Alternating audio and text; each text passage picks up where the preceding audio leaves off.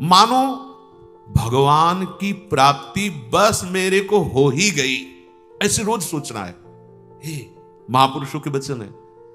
तीसरी बात बहुत जोर की है, नाम जप और भगवत स्मृति इसी में आ जाएगी, क्योंकि भगवान की कृपा से सब कुछ हो जाता है। मुझे इस जन्म में भगवत प्राप्ति पक्का होगी, भगवान की कृपा बल से, प्रियाजू की कृपा से।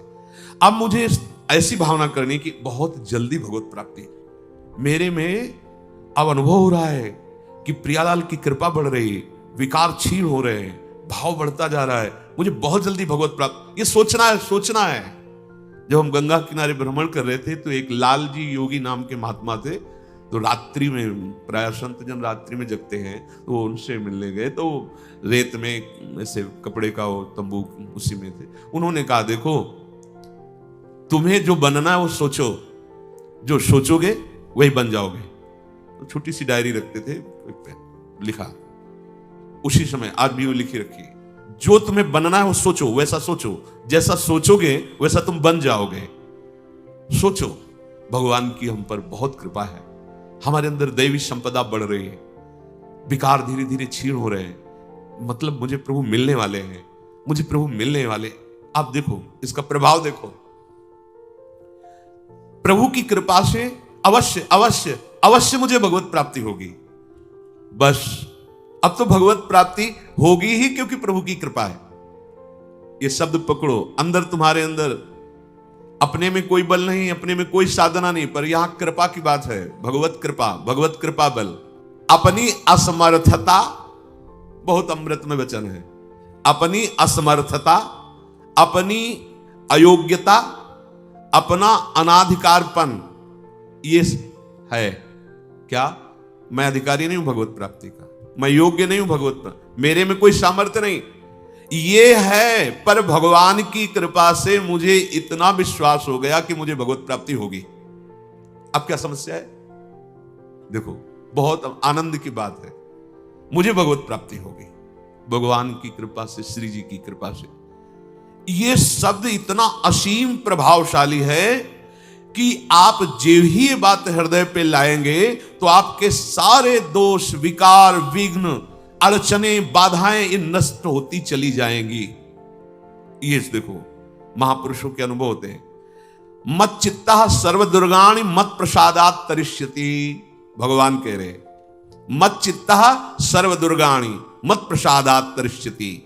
सारे के सारे विघ्न, सारे के सारे दोष, सारे की सारी भगवत प्राप्ति में जो अड़चने हैं वो भगवान की कृपा प्रसाद से नष्ट हो जाएंगी और मुझे भगवत प्राप्ति होगी। मत चित्ता सर्व दुर्गाणि मत प्रसादात, साधन प्रसादात नहीं कह रहे, यहां समझो, मत प्रसादात तरिष्यति, तू तर जाएगा मेरे कृपा से। ये मेरे प्रभु की घोषणा है कि मेरे प्रसाद से, मेरे अनुग्रह से तुम्हारे सारे विघ्न नष्ट हो जाएंगे और तुम त्रिगुणात्मिका माया को लांघ करके मेरे को प्राप्त कर लोगे। बस मेरी कृपा पर विश्वास करो, मेरी कृपा पर मत चित्त बन जाओ।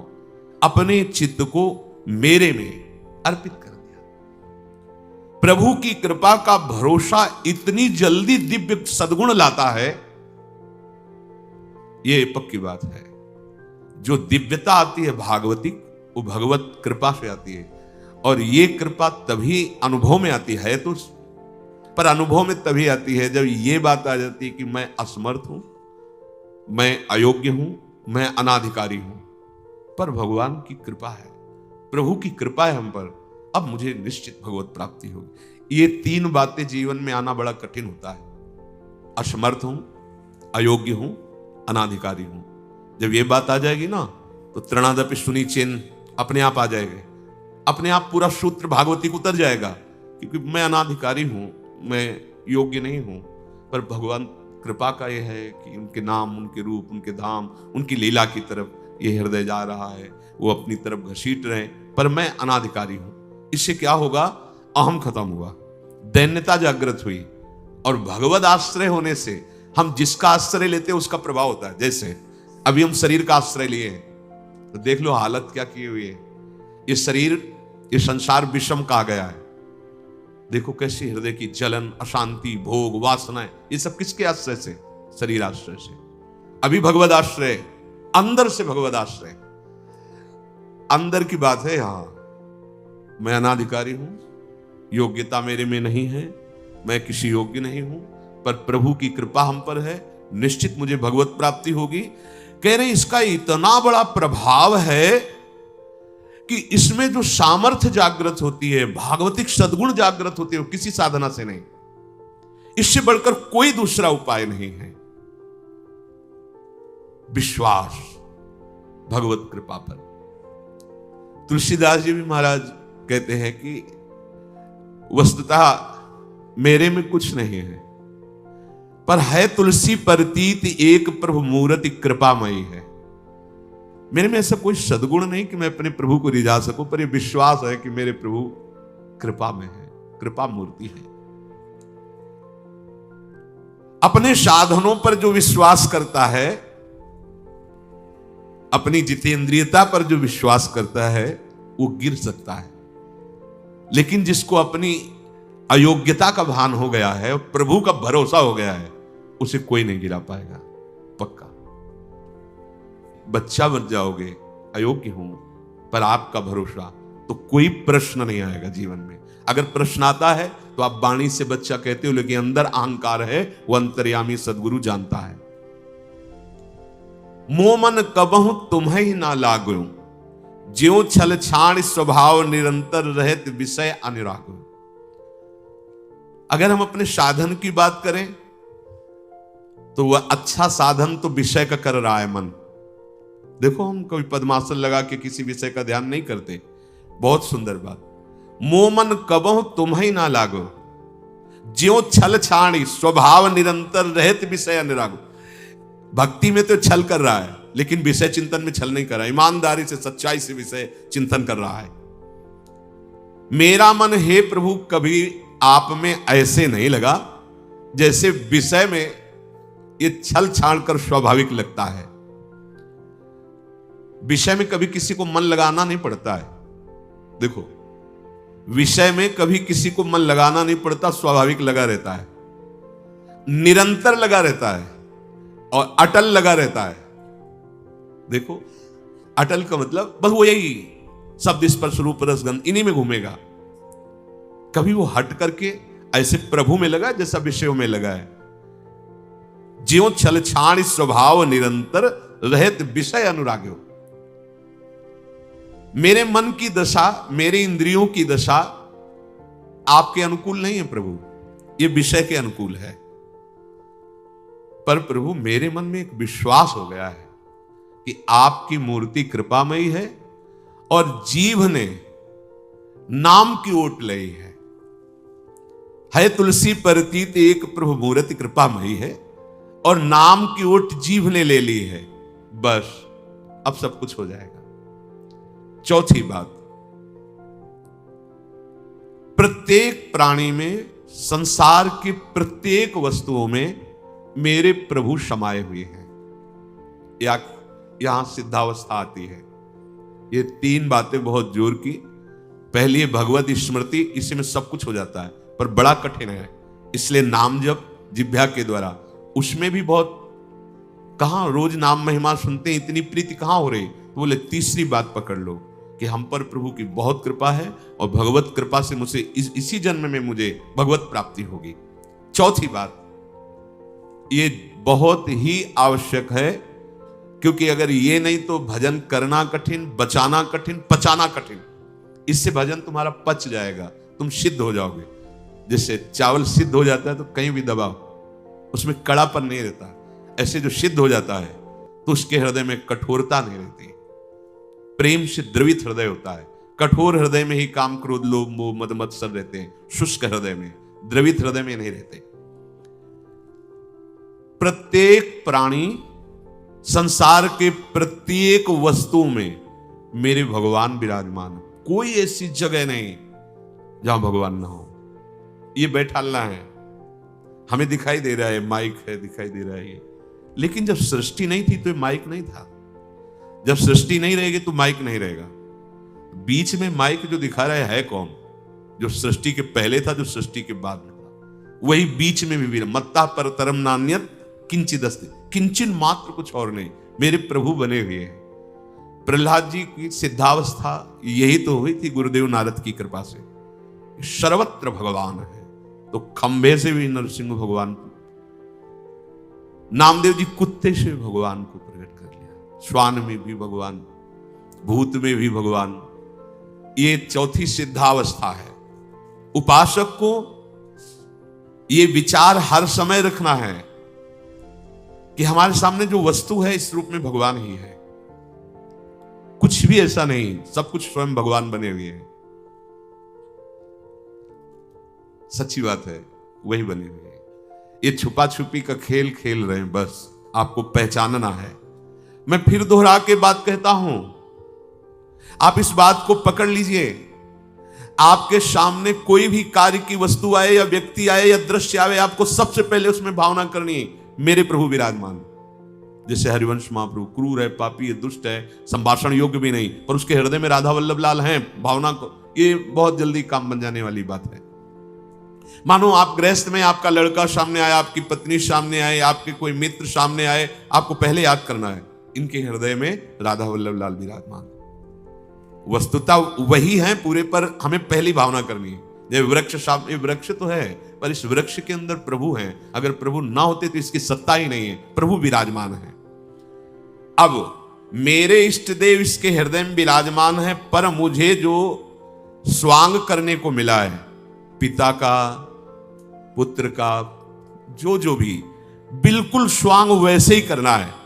अगर मालिक का स्वांग करना है तो हम नौकर से बर्ताव वैसे ही करेंगे, जैसे पुत्र से बर्ताव, पत्नी से बर्ताव, पर अंदर भाव देखना है, मेरे प्रभु इसके हृदय में विराजमान है, मुझे ये सेवा दी है।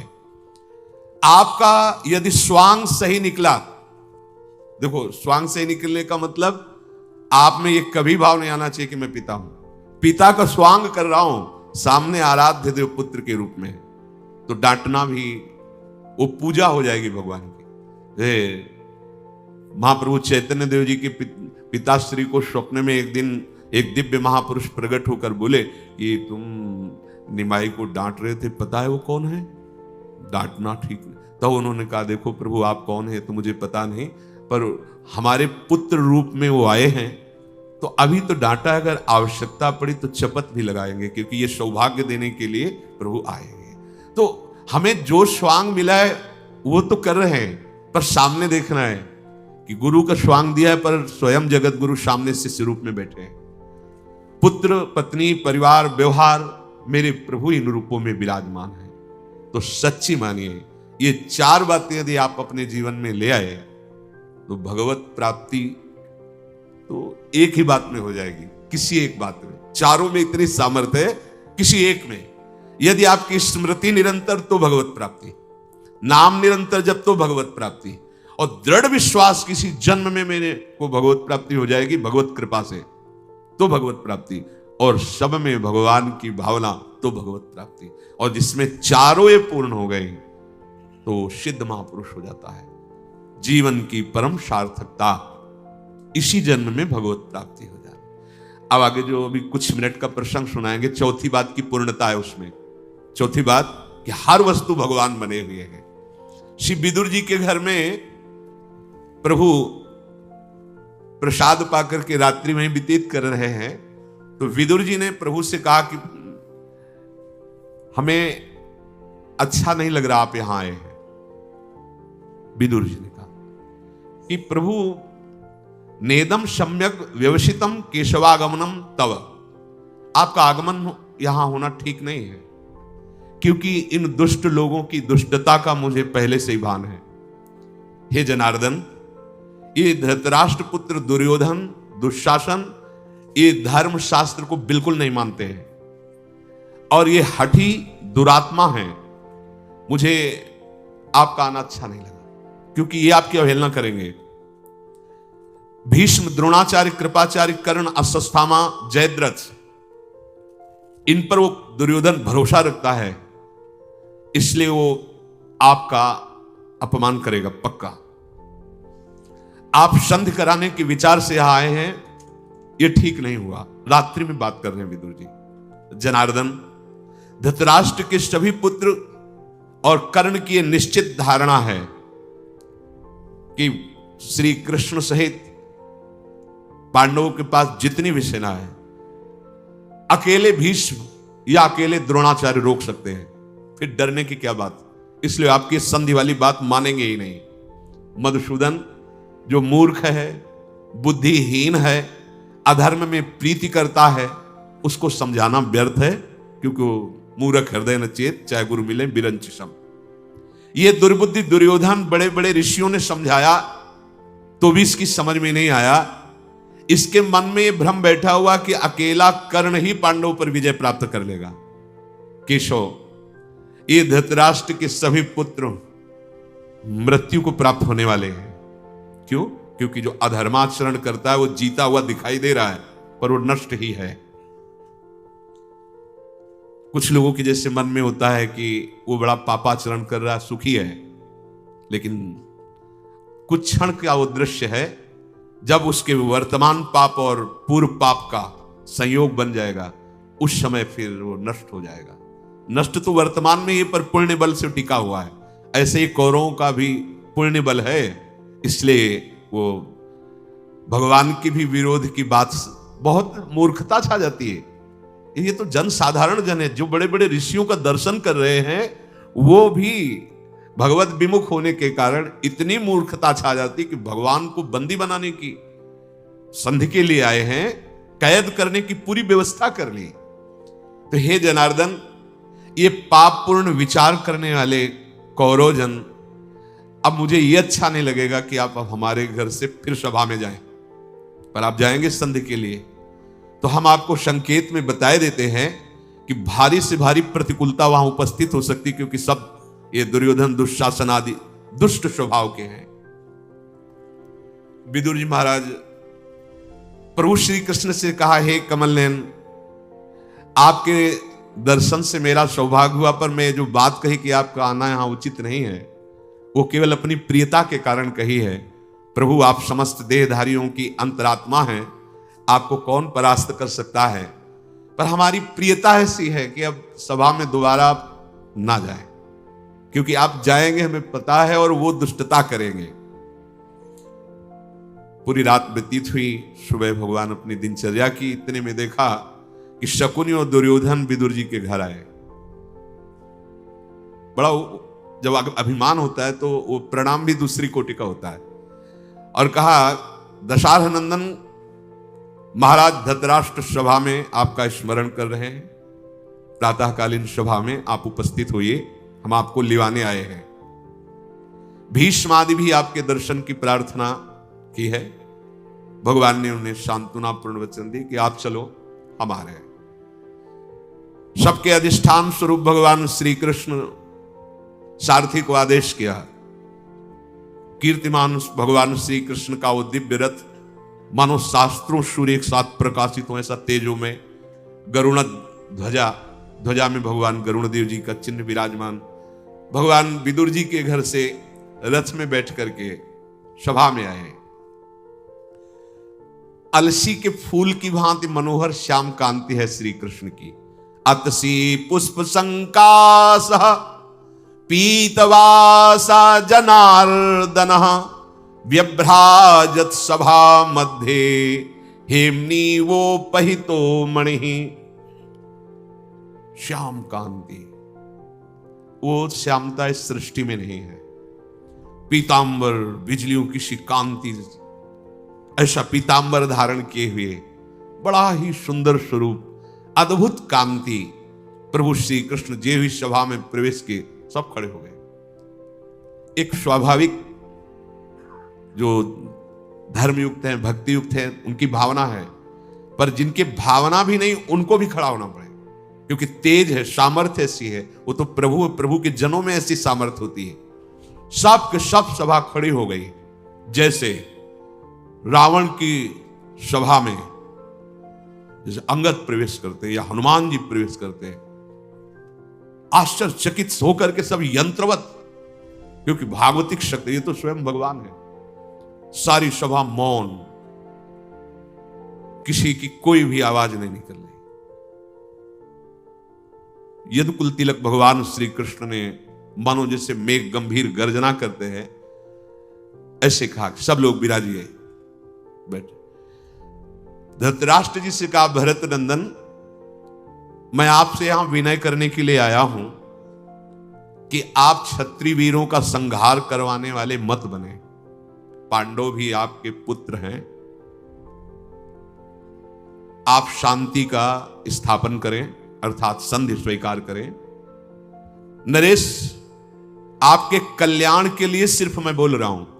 ये भगवान इसलिए कह रहे कि मैं कोई भयवश प्रार्थना करने नहीं आया हूं, आपके कल्याण के लिए। क्योंकि जितनी जानने योग्य बातें हैं वो सब आप जानते हो। धृतराष्ट्र से कहा, कुरुनंदन, ये तुम्हारा पुत्र जो दुर्योधन है, ये धर्म के विरुद्ध आचरण करने वाला पापात्मा है, और इसका अनुसरण आप कर रहे हैं। इसका मतलब है कि सर्वनाश निश्चित होना है। पर आपको हम इस भयंकर विपत्ति से बचाना चाहते हैं। आप इस दुष्ट की उपेक्षा कर दीजिए और पांडवों को अपना लीजिए, तो भूतल के क्षत्रियों का संहार रुक जाएगा। यदि आप चाहते हैं कि यह भयानक विनाश लीला ना हो, तो आप दोनों पक्षों में शांति स्थापना करने के लिए पांडवों को सम्मानित कीजिए, बुलाइए और आधा राज्य वापस कर दीजिए।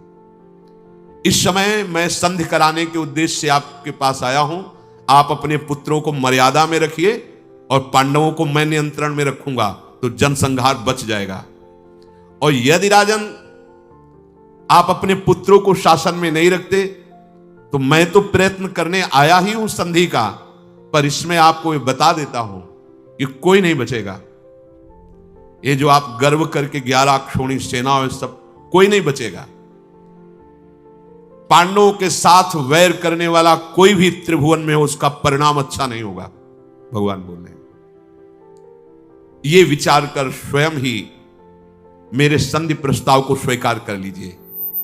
ऐसा करने से आपको यश प्राप्त होगा।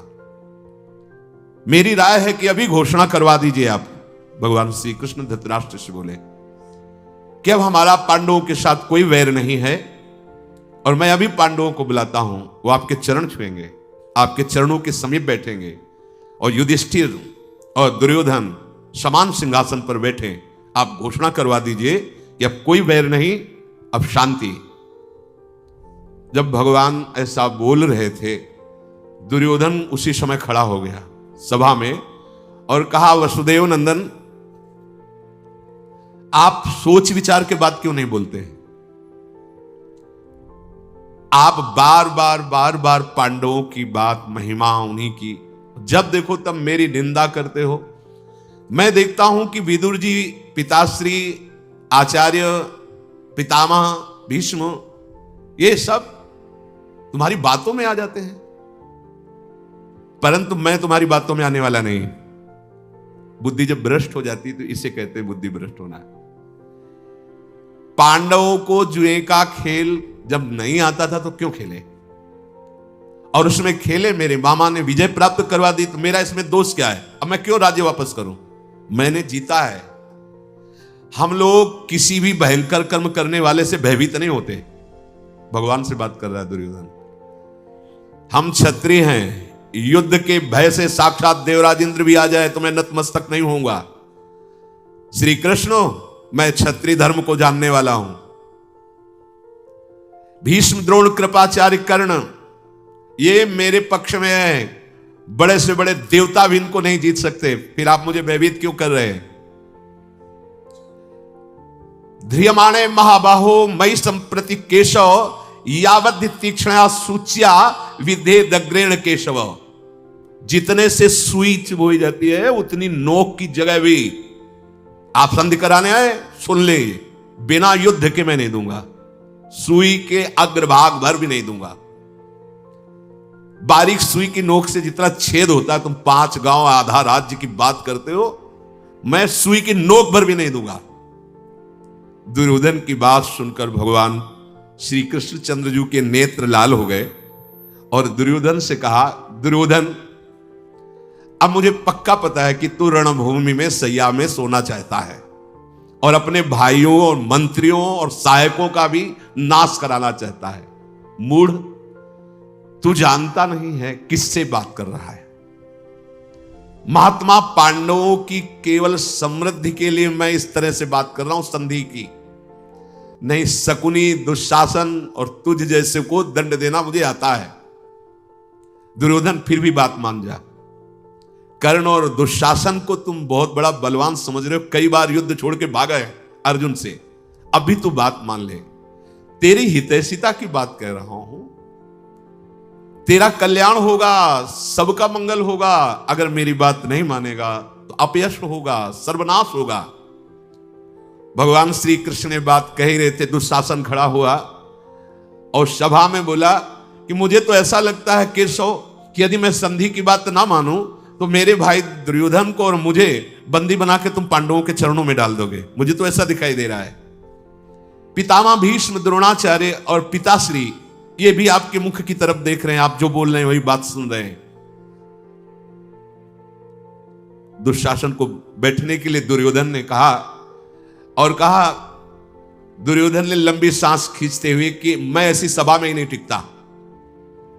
यह बड़ा भारी अपमान होता है, जिससे सभा में किसी को समझाया जा रहा हो और अवहेलना करके चल दे। वो अशिष्ट पुरुष की भांति खड़ा हुआ और इशारा किया तो शकुनी, कर्ण, दुशासन और उसके अनुयायी राजा सब सभा से, भीष्म जी, द्रोणाचार्य जी, प्रभु श्री कृष्ण जी, इनको अब मतलब ये बहुत बड़ा अपमान होता है। दुर्योधन को वहां से जाते देख करके उनके अनुयायी राजा लोग भी उन्हीं के साथ निकल गए। दुर्योधन सभा भवन से निकल करके और एकांत में मंत्रणा की कि भीष्म जी, द्रोणाचार्य जी वही बात मानेंगे जो प्रभु कहेंगे, मतलब श्री कृष्णचंद्र जी कहेंगे। मुझे लगता है कि श्री कृष्ण को बांध लिया जाए, बंदी बना लिया जाए, और इनको जब बंदी बनाकर कैद में डाल लेंगे तो पांडवों को जब पता चलेगा तो निरुत्साहित हो जाएंगे। इसलिए हम लोगों को चाहिए कि बहाने से सभा में चलें और श्री कृष्ण को कैद कर लें, बंदी बना लें, क्योंकि एकमात्र श्री कृष्ण ही महाबल हैं पांडवों का। ये पांडवों के कवच हैं, कवच टूट गया तो फिर वीर को मारने में देर नहीं लगती। शीघ्रता से कोई जान न पावे, न महाराज धृतराष्ट्र और न भीष्म आदि। चीखना चिल्लाना कितना भी हो, छोड़ना नहीं, श्री कृष्ण को बंदी बनाकर कैद में कर लेना। ये जैसे कोई चूहा जो है ना सिंह को बंदी बनाना चाहे, ऐसा। भगवान के सेवा में सात्यकी रहते थे। देखा कि अभी तो इस सभा से गए और तुरंत वापस आ रहे हैं, बहुत बुद्धिमान थे। उन्होंने दृष्टि से समझ लिया कोई षड्यंत्र की रचना हुई है। एक अक्षोणी सेना भगवान की भी वहीं उपस्थित थी, दुर्योधन के पक्ष में दी थी। उसके प्रधान वीर थे कृतवर्मा। सात्यकी ने इशारा किया कि हो सकता है इनका षड्यंत्र ऐसा कुछ, तो आप दरवाजे पे ही रहना। अगर ये कुछ तो फिर एक अक्षोणी सेना अपनी तो है, 11 अक्षोणी सेना एकत्रित हो चुकी है। सात्यकी सभा में गए और प्रभु से मुस्कुराते हुए इशारे से कहा कि सावधानी की जरूरत है, ये लोग षड्यंत्र रच रहे हैं। साधु पुरुषों द्वारा जो सम्माननीय विषय है वो यहां सभा में नहीं होने वाला है, ऐसा सात्यकी ने इशारे से भगवान से कहा और मुख से कहा कि जैसे कोई बालक जलती हुई आग को कपड़े में बांधना चाहता हो, ऐसे ही ये दुर्बुद्धि कौरव हमें लगता है हमारे प्रभु वासुदेव को बंदी बनाना चाहते हैं। सात्यकी का वचन सुनकर विदुर जी घबरा कर खड़े हो गए, क्योंकि पहले से धृतराष्ट्र से कहा, महाराज महाराज सावधान, ये जो अगर हमें सुनने में आ रहा है, अगर जरा भी ऐसा कुछ है तो आप तत्काल होश में हो जाइए, नहीं तो कमल नयन श्री कृष्ण का तिरस्कार अभी पूरी सभा को नष्ट कर देगा। जैसे क्रोध से भरा हुआ सिंह हाथियों को नष्ट कर देता है, ऐसे अगर भ्रकुटी चढ़ जाए श्री कृष्ण की तो त्रिभुवन में कोई ऐसा नहीं कि सामने खड़ा हो सके। धृतराष्ट्र ने विदुर जी से कहा, तुम ही समझाओ, मेरी तो बात इस समझेंगे नहीं। विदुर जी ने दुर्योधन से प्यार से समझाया कि ये जो तुम करने की बात सोच रहे हो नीच कर्म आज तक किसी ने नहीं किया, पहले तो तुम पांडवों का हिस्सा। दूसरी बात, भगवान जब संधि दूत बन करके आए हैं तो उन्हें आप बंदी बनाने की सोच कैसे सकते हैं? ऐसा महान कर्म जो पाप कर्म है, ये तुम जैसे पापात्मा ही सोचते हैं। जैसे वायु को हाथ से नहीं पकड़ा जा सकता, चंद्रमा को हाथ से छुआ नहीं जा सकता, पृथ्वी को सिर पे नहीं उठाया जा सकता, ऐसे ही बलपूर्वक श्री कृष्ण को नहीं पकड़ा जा सकता। श्री कृष्ण को बलपूर्वक नहीं पकड़ा जा सकता। विदुर जी महाराज समझा रहे हैं पर उन लोगों की समझ में नहीं आया। शत्रु का संहार करने वाले भगवान श्री कृष्ण के आसपास उनके जो बलवान सैनिक हैं बढ़ने लगे। भरी सभा में भगवान श्री कृष्ण ने देखा है तो वास्तविक बंदी बनाने के लिए आ रहे हैं। प्रभु श्री कृष्ण ने अट्टहास करके, एक हंसी होती है एक अट्टहास, सभा में अट्टहास करके कहा, रे मूर्खो, तुम मुझे अकेला समझते हो? मुझे बंदी बनाकर तिरस्कार करना चाहते हो? देख मैं कौन हूं। जी ही भगवान ऐसा बोले, भगवान के अनंतों शरीर प्रकट होने लगे। विराट रूप पहला सभा में विस्तार होने लगा शरीर का, और अग्नि की ऐसी ज्वालाएं प्रकट होने लगी। आदित्य, साध्य, वसु, अश्विनी कुमार, इंद्र सहित मरुदगर, विश्वदेव, यक्ष, गंधर्व, नाग, राक्षस सब भगवान के अंगों में प्रकट होने लगे। लोकपाल जितने सब कांप रहे हैं। भीष्म जी दिव्य दृष्टि भगवान ने जिन जिनको दी है वही देखकर सह पा रहे हैं, जितने और भी राजा तो सब मूर्छित हो रहे हैं। एक तरफ भगवान की दाहिनी भुजा से बलराम जी, बाईं भुजा में अर्जुन गांडीव धनुष धारण किए हुए, भीमसेन, युधिष्ठिर, माद्री नंदन, नकुल, सहदेव, प्रद्युम्न, वृष्णिवंशक, अंधकवंशी, जितने भी महान बलशाली सब भगवान के अंगों में प्रकट हो रहे हैं। शंख, चक्र, गदा, शक्ति, सारंग, धनुष, हल, नंदक नामक खड्ग, ये दिव्यास्त्र मूर्तिमान, नेत्रों से, नासिका से प्रलयाग्नि प्रकट हो रही भगवान के। समस्त रोम कूपों से सूर्यों के समान दिव्य कांति। भगवान श्री कृष्ण का भयंकर विराट रूप, सब राजा लोग मूर्छित हो गए, नेत्र बंद किए। द्रोणाचार्य, भीष्म जी, विदुर जी, संजय जी और जो तपस्या के धनी महर्षि जन थे, जिनको भगवान सामर्थ्य दिए थे, वही भगवान के इस विराट रूप को देख पा रहे। देखो ये हैं अपने श्री कृष्ण। ये जो अपने लोग गर्व से कहते हैं जाके अधीन सदाई सांवरो, ये है सांवरो। ऐसा न कोई समझे कि सांवरो बंसी वाला, यही भूल। अनंत ब्रह्मांड स्वयं है, स्वयं प्रभु है। जैसे नहीं चराचर अभी हर वस्तु भगवान ने कह रहे कि तू समझता है अकेला मुझे बंदी बना लेगा, बना बंदी कितना बनाए, वो विस्तार, ये गर्व का विषय है, ये छाती चौड़ी करने का विषय है। मेरे है ना प्रभु, ये कौन है? मेरे कृष्ण है ना, मेरे प्रीतम है ना, बस। ये जो ठसक है हम लोगों की, वृंदावन वासियों की, ये अहोभाग्य है। हमारे माई श्यामाजू को राज, ऐसे प्रभु जैसी हरिवंश प्रताप, देखो इनका प्रताप, रूप गुण वैबल श्याम उजागर, जाकी भ्रू विलास बस पसुरियु, दिन विथ की तरह सागर, देखो माई सुंदरता की सीमा। ऐसे प्रभु जिनके अधीन है, वो हमारी लाडली, जो हमारी स्वामिनी है, हमारी प्रिय सखी है। अपने को ये सदैव ध्यान रखना है, ना तो भयभीत होना है, ना तो हमें अन्य आश्रय लेना है। एकमात्र अपने श्री कृष्णचंद्र जी का, अपने युगल सरकार का आश्रय और सुमिरन, जैसे बने, चाहे स्मृति से, चाहे नाम जप से, चाहे पद गायन से, चाहे लीला कथा श्रवण से, गायन से, चिंतन से, इनसे जुड़ने का मतलब है महासुख, महामंगल। क्या भय, सोचो कैसे हमारे प्रभु हैं। ये बात अगर तुम्हारे हृदय में बैठ गई कि हमारे प्रभु कैसे हैं, कितना बल है, कैसे महान है। अब हमें किसी की जरूरत है, किसी संरक्षण, किसी अंगरक्षक या किसी सहयोगी की? अरे मेरे प्रभु अनंत। देखो वेद कहता है, शास्त्र शीर्षा पुरुषा शास्त्राक्षा शास्त्रपात। ऐसे महान होते हुए भी इतने विराट हैं कि सब उन्हीं में समा गए, कोई एक कण नहीं है जहां वो ना हो। इतने छोटे हैं, अणुअणियान, और इतने बड़े हैं महातो महियान, ऐसे में प्रभु का दास हूं। भला ऐसा दासत्व हृदय में धारण करने के बाद किसी से गिगियाने की जरूरत है, किसी से सहारा मांगने की जरूरत है, किसी से फोन मिलाने की जरूरत है कि अरे आश्चर्य की बात बताता हूं,